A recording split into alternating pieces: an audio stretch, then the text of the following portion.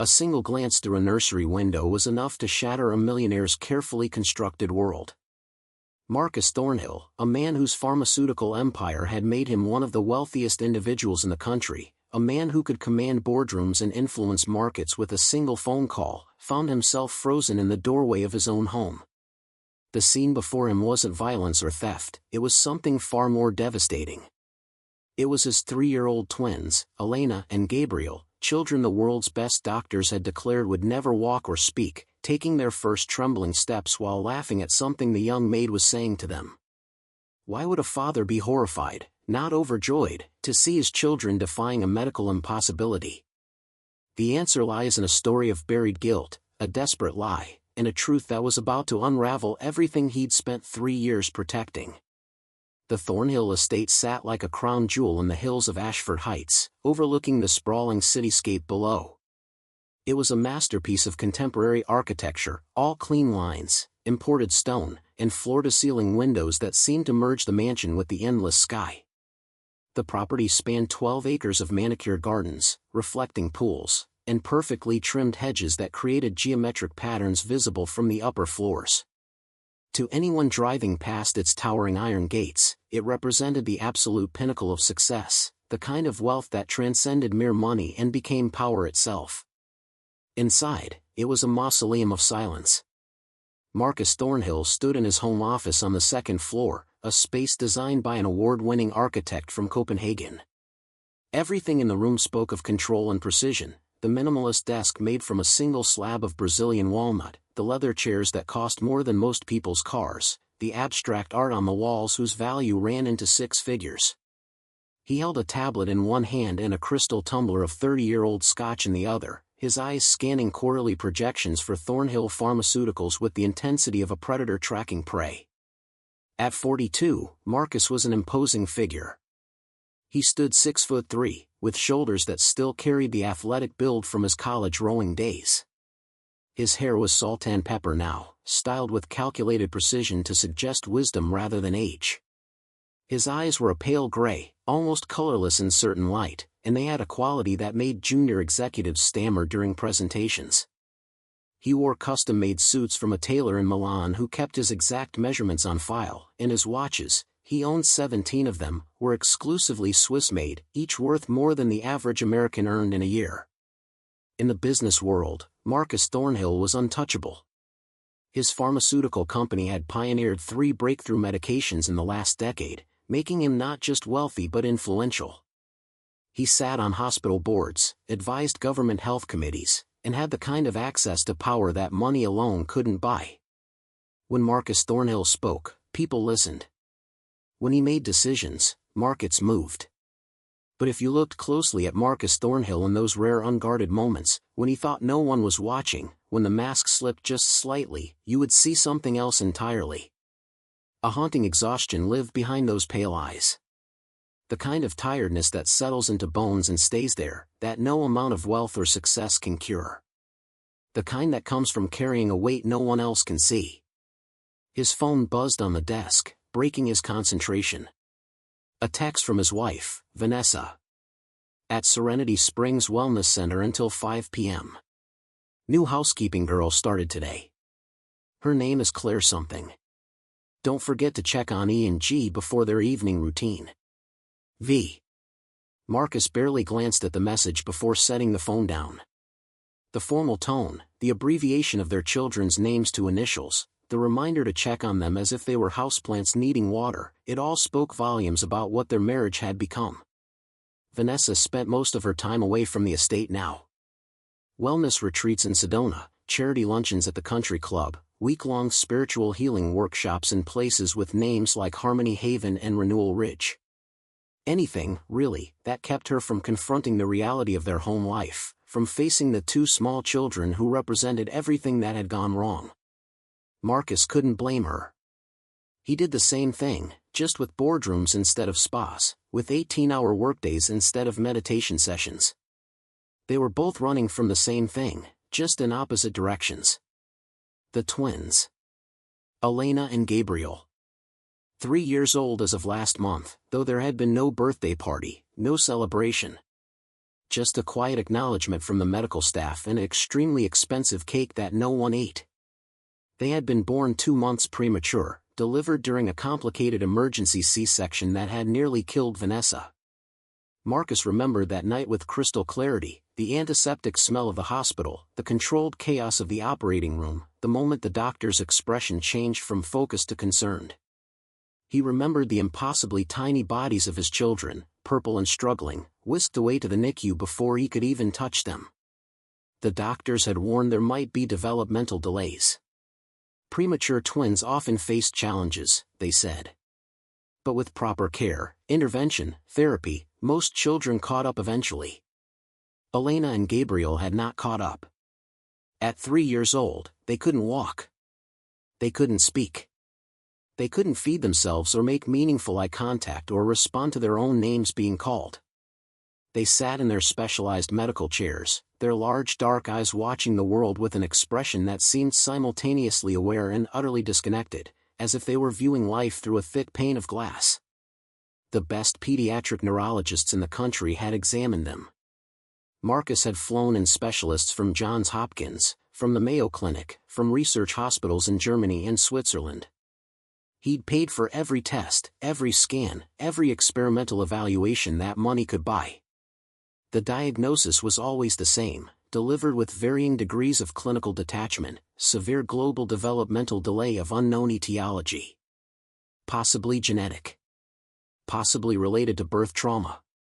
Possibly idiopathic, meaning they had no idea. The prognosis was always the same too, likely permanent. They would need round-the-clock specialized care for the rest of their lives.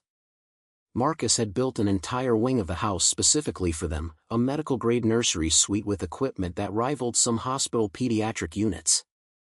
There were monitors tracking their vitals, specialized seating systems that cost $20,000 each, therapeutic equipment recommended by occupational therapists, and a medication regimen managed by a private duty nurse who lived in the staff quarters.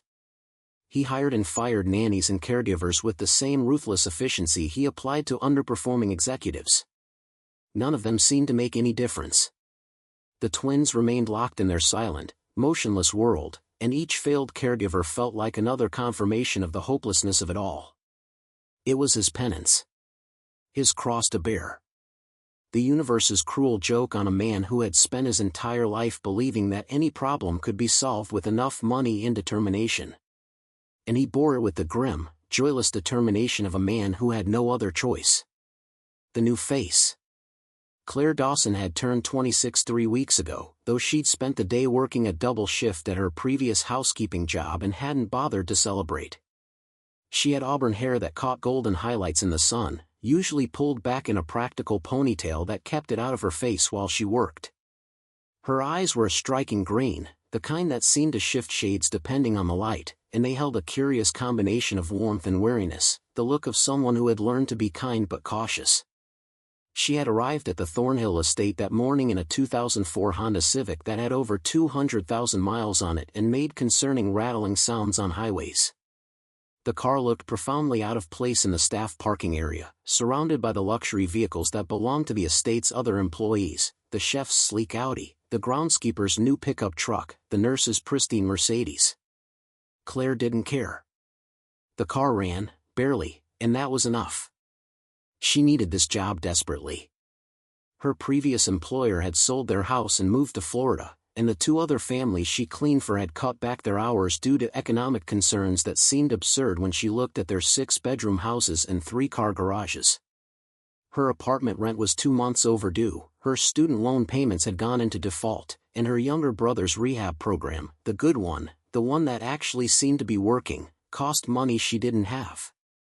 When the Thornhill position had been listed through the housekeeping agency, offering nearly double her previous hourly rate plus benefits, she'd applied immediately. The fact that it was a live-in position with staff quarters was actually a blessing, it would save her the apartment rent she couldn't afford anyway. Mrs. Chen, the head housekeeper, had conducted the interview. She was a woman in her late 50s with steel-gray haircut and a severe bob and eyes that seemed to catalog every detail of Claire's appearance with database precision. She ran the Thornhill household with military efficiency, and everyone from the gardeners to the private chefs seemed to regard her with a mixture of respect and fear.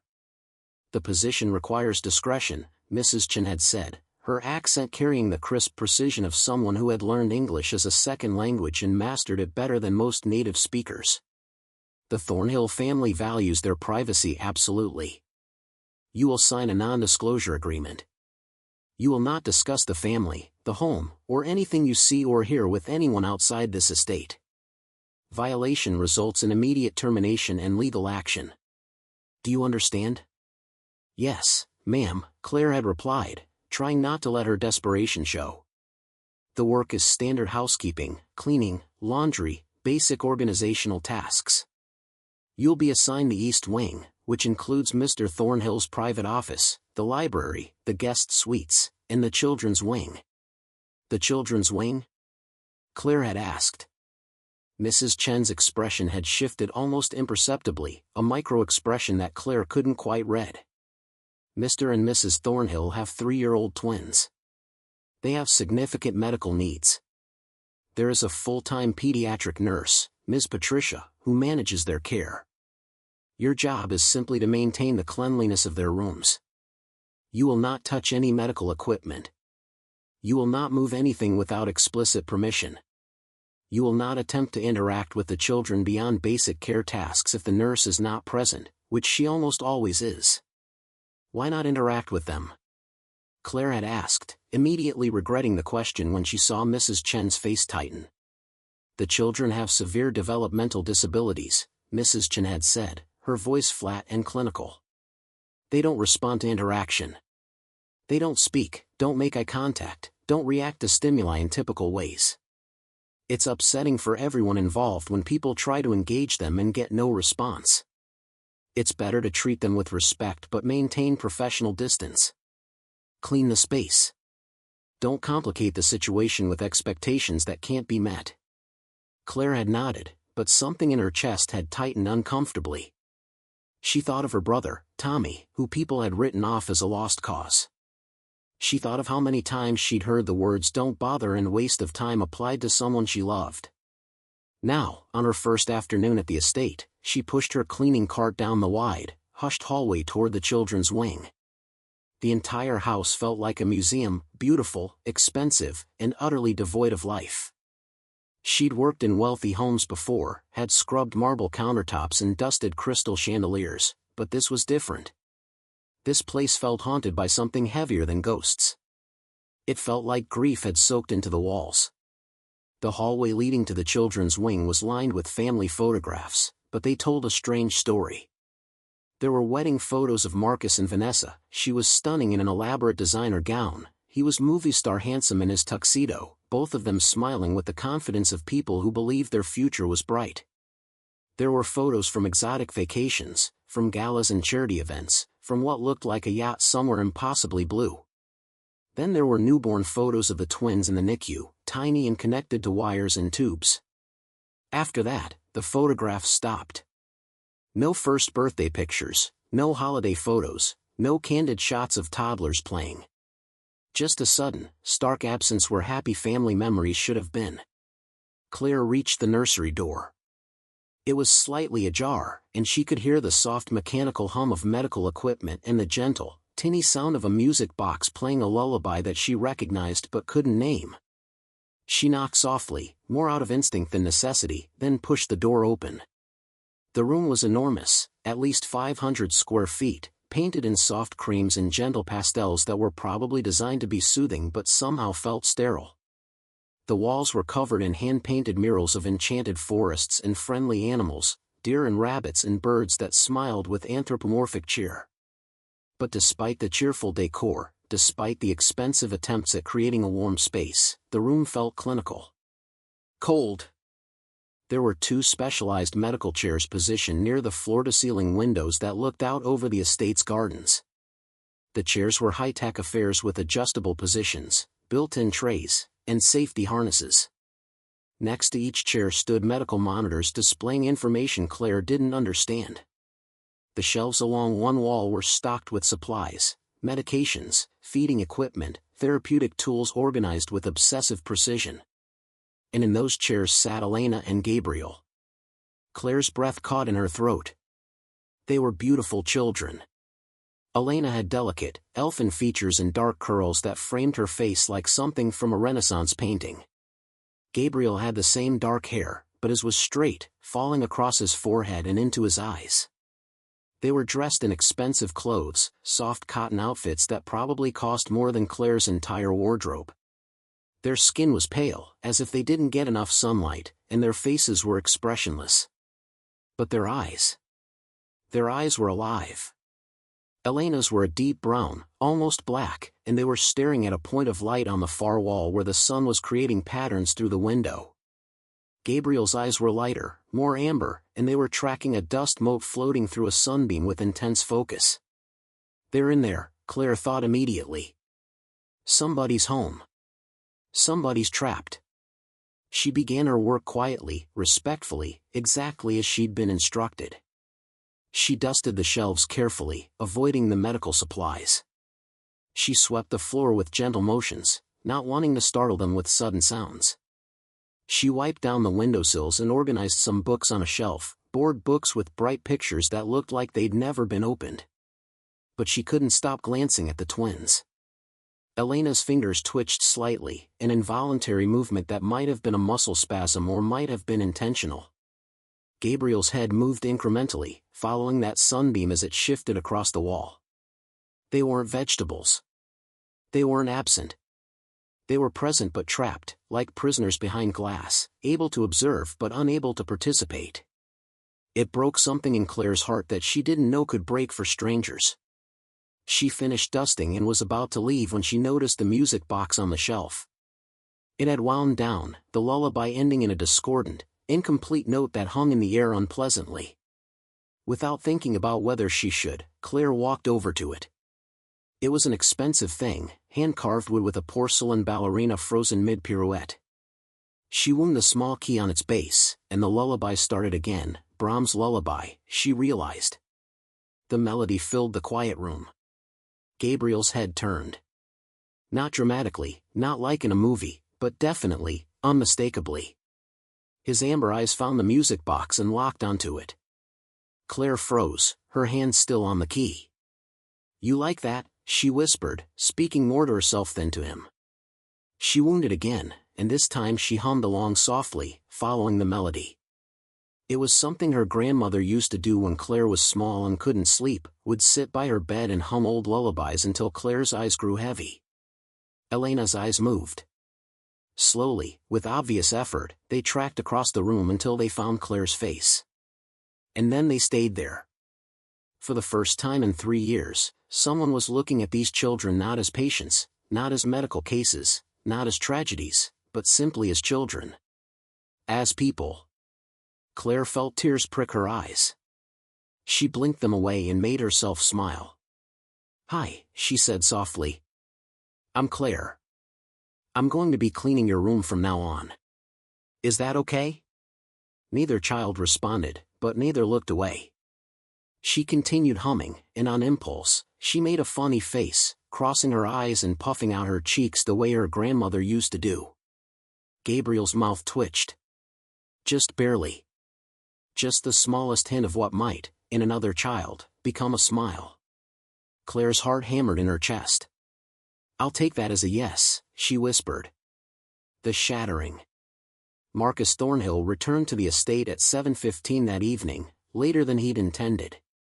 The board meeting had run long, there was a crisis with one of their clinical trials, complications that needed his direct attention, and then traffic on the interstate had been a nightmare due to an overturned semi.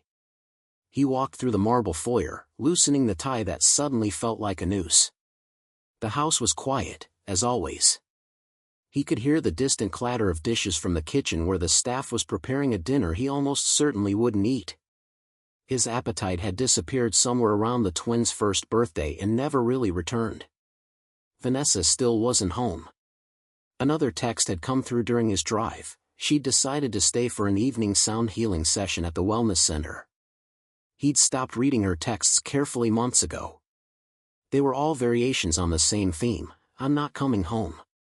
I can't face it. I'm sorry but not sorry enough to change.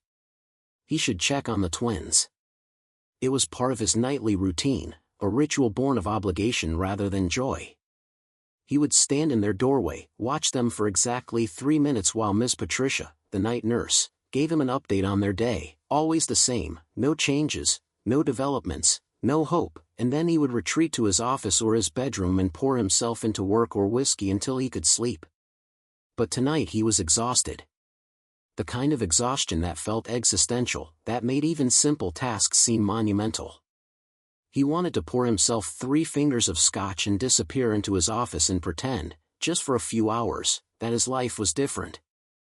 Still, guilt was a powerful motivator. The same guilt that had driven every decision for the last 3 years propelled him down the hallway toward the children's wing. As he approached, something made him slow his steps. He heard something. Laughter. Not adult laughter. Child laughter. High and bright and utterly unmistakable, the sound of genuine delight. Marcus froze mid-step.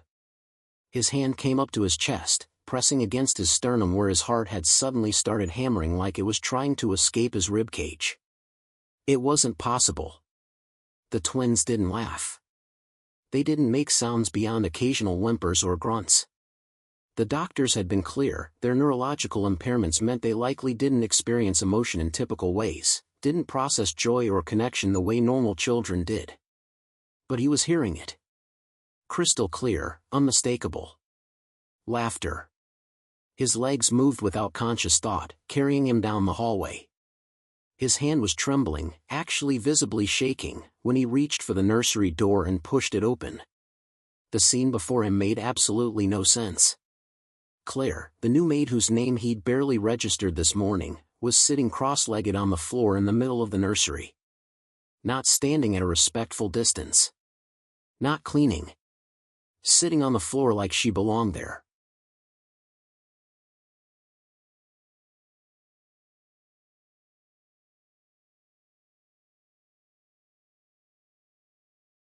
Elena and Gabriel were not in their specialized medical chairs.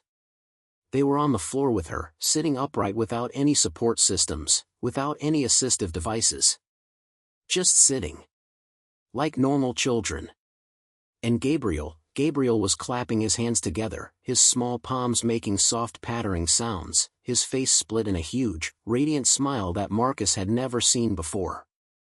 Elena was rocking back and forth, a rhythmic motion that looked intentional rather than pathological, her eyes bright and focused entirely on Claire's face with an intensity that suggested actual connection. Claire was singing, some kind of children's song he didn't recognize, and making exaggerated, playful expressions. "Peekaboo," she said, covering her face with her hands for a moment, then pulling them away with a grin. "I see you." Gabriel giggled. A real, genuine, joyful giggle. The sound hit Marcus like a physical blow.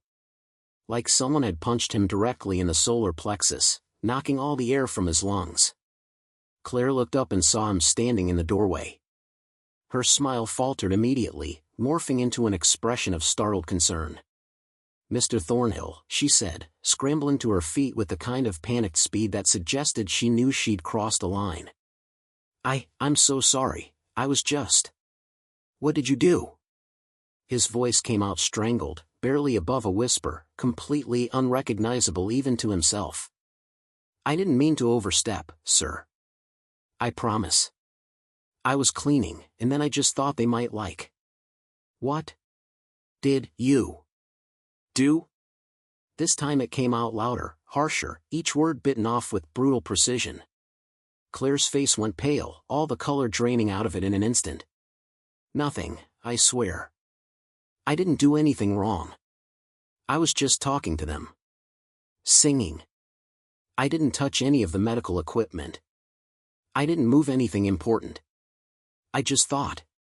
But Marcus wasn't listening anymore. He couldn't hear anything over the roaring in his ears, the sound of his entire carefully constructed world collapsing like a building in an earthquake. He was staring at Gabriel, who had stopped giggling and was now looking up at his father with those luminous amber eyes. Eyes that seemed to see everything. eyes that seemed to understand far more than any doctor had said was possible. The children could respond. They could move independently. They could laugh. They could engage. Everything he'd been told, every diagnosis, every prognosis, every medical opinion that he'd used to justify every decision he'd made, was crumbling like sand in front of his eyes.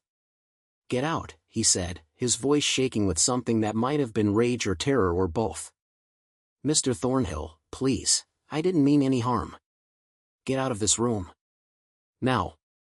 Claire grabbed her cleaning supplies with trembling hands, tears already streaming down her face, and fled from the room.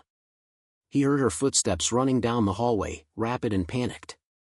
Marcus stood alone with his children, his breath coming in short, sharp gasps that felt like drowning. The room was spinning slightly, or maybe that was just his vision blurring. Elena was still rocking, but slower now, her bright expression fading into something more guarded. Gabriel's little hand reached out toward him, fingers grasping at air in a gesture that was unmistakably intentional. Reaching for his father. Marcus backed out of the room like it was on fire. His shoulder hit the doorframe, and he used it to propel himself into the hallway. He closed the door with shaking hands. Then he leaned against the wall, pressed his forehead against the cool plaster, and tried desperately not to vomit. Because if his children could respond, if they could laugh and move and engage with another person, then the lie he'd been living for 3 years, the lie he'd built his entire life around, was about to be exposed.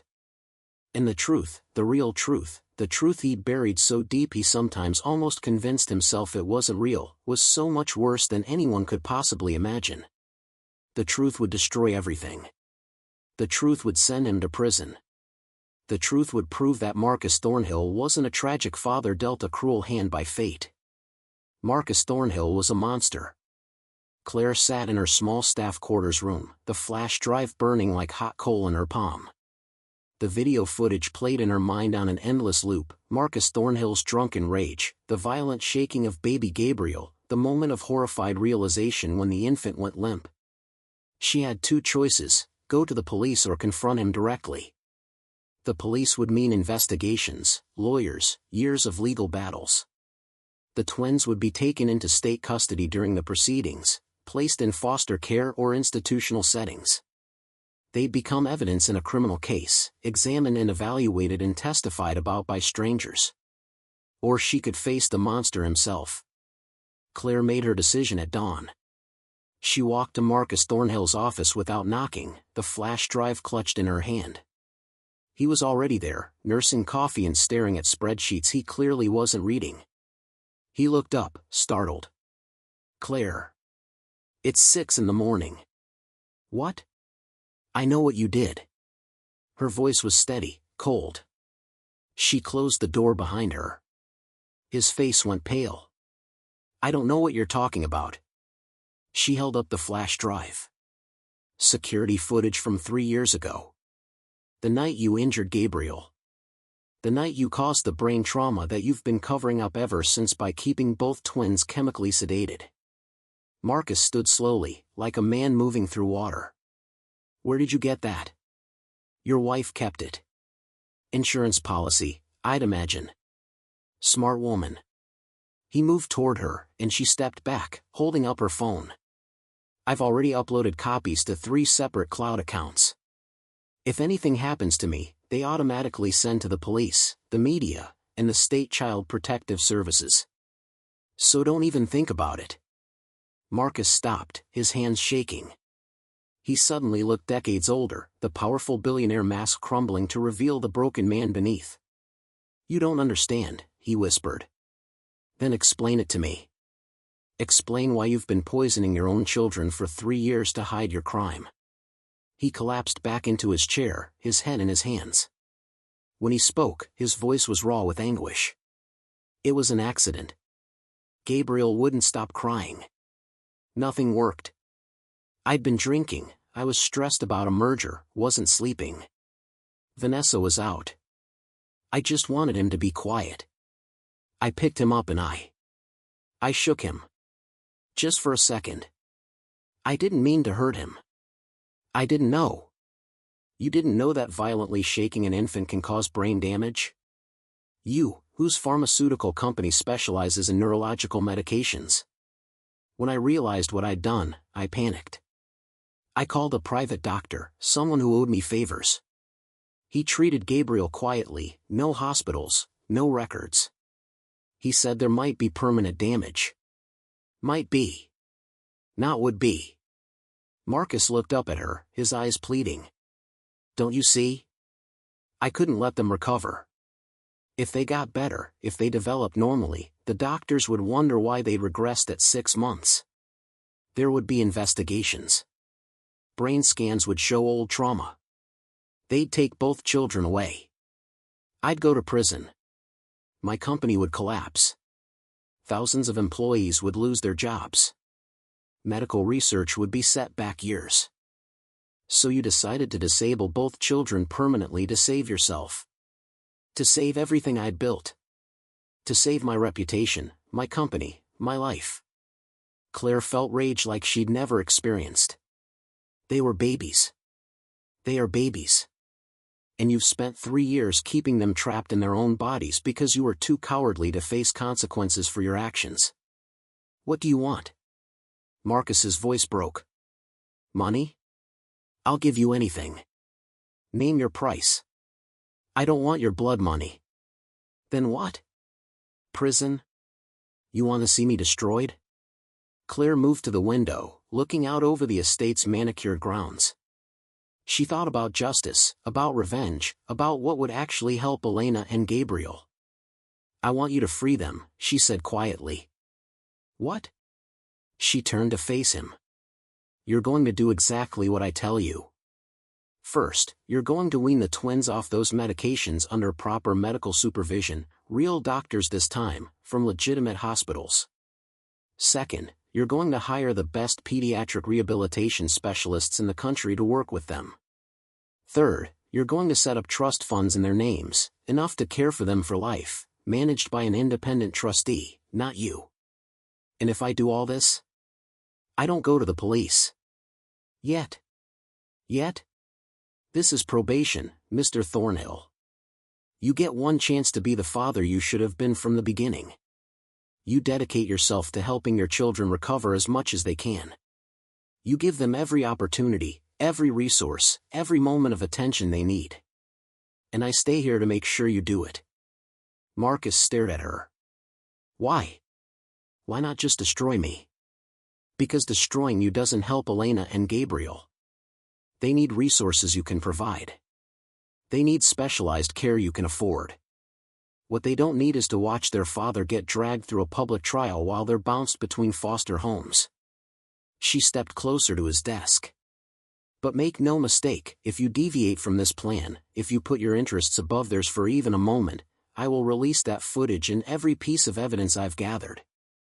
You'll lose everything. Not because I want revenge, but because those children deserve better than you. How do I know you won't release it anyway? You don't. You'll just have to trust me. Which is more than you deserve, but it's what I'm offering. 6 months later. The transformation was gradual but undeniable. Under the care of Dr. Sarachin, a renowned pediatric neurologist from Boston Children's Hospital, the twins were slowly weaned from the medications that had kept them sedated. The process was carefully monitored, adjusted based on their responses, overseen by a team that had no connection to Marcus's pharmaceutical empire. Elena was the first to show dramatic progress. Within 3 weeks of reduced medication, she began making purposeful eye contact. Within 6 weeks, she was reaching for objects. At 3 months, she spoke her first word, more, when Claire was singing to her. Gabriel's recovery was slower, the initial injury had been more severe, but he too began to emerge. He learned to sit independently, then to stand with support. His smiles became frequent, his laughter a regular sound in the once silent nursery. Marcus followed Claire's directives with the desperate precision of a man who knew he was living on borrowed time. He hired the best therapists, the most innovative specialists. He cleared his schedule to attend every therapy session, watching as strangers taught his children things he'd prevented them from learning. He never held them. Never tried to play with them. Some lines, once crossed, could never be uncrossed. Vanessa returned to the estate when she heard about the changes. She cried when she saw Elena walking with a therapist's support, cried even harder when Gabriel said mama in his halting, difficult way. She didn't ask questions about why the children were suddenly improving. Maybe she didn't want to know. Maybe she'd always known. Claire watched it all with vigilant eyes. She documented every therapy session, every milestone, every moment of progress. The flash drive remained in her possession, a sword of Damocles hanging over Marcus Thornhill's head. The choice. 1 year after Claire had first heard Gabriel's laugh, she found herself in Marcus's office again. He'd requested the meeting, his first in months. He looked smaller now, aged by guilt and sleepless nights. "They're doing well," he said quietly. "Dr. Chen says Elena will likely have a normal cognitive development. Gabriel will need ongoing support, but his prognosis is better than anyone hoped." "Yes. Because of you. Because you were brave enough to confront me." Claire said nothing. "I know I don't deserve to ask, but what happens now? Do you release the footage? Turn me in? I'll understand if you do. Maybe I even want you to." Claire had spent a year thinking about this moment. About justice and mercy, about punishment and redemption. "The footage stays hidden," she said finally. "On one condition." "Anything. You establish a foundation. A real one, not a tax shelter. For children who've been abused or neglected, who need specialized medical care their families can't afford. You fund it with half your wealth. Not your company's wealth, your personal fortune. You put independent directors in charge, people with actual expertise in child welfare. And you never, ever use it for publicity or ego." Marcus closed his eyes. "Half my wealth. That's billions." "Yes. That's what your crime cost. That's your restitution to the world for what you did to your own children. And I stay free. You stay out of prison. I wouldn't call it free. You'll live every day knowing what you did, knowing you're only here because I chose mercy over justice. You'll watch your children grow up with the knowledge that you tried to prevent it. You'll see Elena and Gabriel thrive despite you, not because of you." She stood to leave, then paused at the door. "That's your punishment, Mr. Thornhill. Not prison. Living with what you are." 2 years later. Claire had moved from maid to full-time nanny, then to something more like a family member. She was there when Elena started kindergarten at a specialized school. She was there when Gabriel took his first independent steps, 17 months after they'd begun weaning his medications. She was there when Marcus Thornhill announced the creation of the Second Chances Foundation, pledging $3 billion to help abused and medically fragile children. The media called him a hero. Claire said nothing. The flash drive remained in a safety deposit box, along with a letter detailing everything. To be opened only if Claire failed to check in annually, or if anything happened to the twins.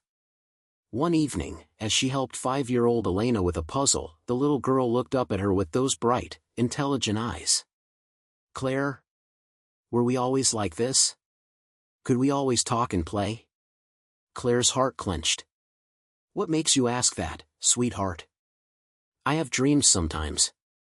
Of being stuck. Of wanting to move but not being able to." "Was that real?" Claire pulled the child into her arms. "You had a hard start, Elena. But you fought your way through. And now look at you, you're unstoppable. Because you helped us. Because you're strong. Both you and your brother." Elena hugged her tighter.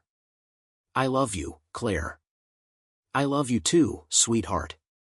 Across the room, Marcus stood in the doorway, watching. His expression was unreadable, grief, gratitude, self-loathing, all mixed together. Claire met his eyes over Elena's head.